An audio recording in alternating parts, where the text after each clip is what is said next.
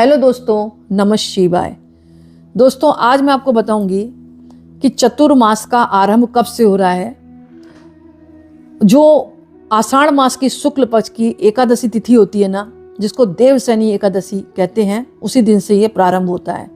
जो कि 2025 में आषाढ़ मास की एकादशी, जिसको देवशयनी एकादशी के नाम से जाना जाता है, वो पड़ रही है 6 जुलाई 2025 को।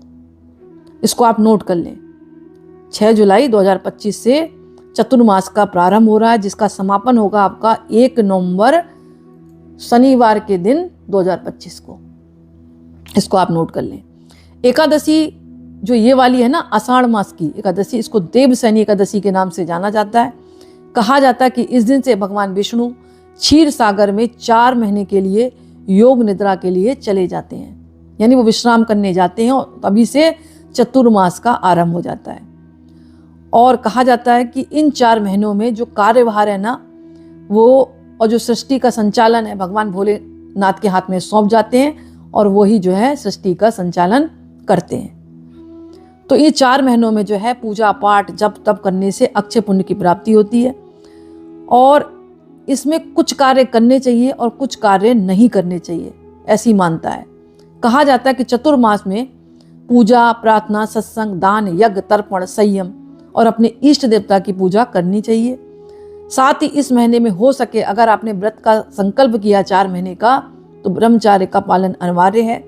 साथ ही मांगलिक कार्यक्रमों पर खर्च करना चाहिए। मांगलिक कार्यक्रम कौन से? पूजा पाठ के, मतलब पूजा पाठ है, कहीं कथा हो रही हो, उसमें पैसा खर्च करना चाहिए। जितने भी मांगलिक कार्यक्रम है पूजा पाठ से संबंधित। चतुर्मास के दौरान सूर्योदय से पहले उठकर स्नान करें और सूर्यदेव को प्रणाम करें, अर्घ्य दें, और भगवान विष्णु के मंत्रों का जाप करें, माता लक्ष्मी की पूजा अर्चना करें, क्योंकि 4 महीने में भगवान विष्णु की पूजा का भी विधान है और साथ में भोलेनाथ की भी पूजा का विधान है, क्योंकि वो सृष्टि का संचालन चलाते हैं और भगवान विष्णु क्षीर सागर में विश्राम करते हैं। इसके अलावा चतुर्मास में सात्विक भोजन खाना चाहिए। जरूरतमंद लोगों को वस्त्र दान करें, साथ ही अन्न दान करें। दीप दान का बहुत ज़्यादा महत्व है, वस्त्र दान का महत्व है, छाया दान का महत्व है, और हो सके तो कुछ समय मौन भी रहें। चतुर्मास में लोगों को कहा जाता है कि ब्रज की यात्रा करें, यानी कि ब्रज की यात्रा जो व्यक्ति करता है या उसको जाने का मौका मिलता है, तो समझ लें भगवान विष्णु की असीम कृपा उस भक्त पर बनी हुई है। तो ब्रज जरूर आप जाएं। चतुर्मास में क्या नहीं करना चाहिए? सभी को पता है चतुर्मास में भगवान विष्णु शयन करते हैं, तो शुभ काम बिल्कुल वर्जित हो जाते हैं, जैसे विवाह, गृह प्रवेश, मुंडन और भी जो 16 संस्कार है ना, वो भी वर्जित होते हैं। साथ ही कहा जाता है नीले और काले रंग के वस्त्र बिल्कुल धारण ना करें। इस दौरान हो सके तो लाल, हरे, पीले, नारंगी रंग के वस्त्र पहनने चाहिए। अपनी वाणी पर संयम रखना चाहिए, किसी का दिल नहीं दुखाना चाहिए, किसी को कष्ट ना पहुंचाएं, गलत कार्य ना करें, झूठ ना बोलें।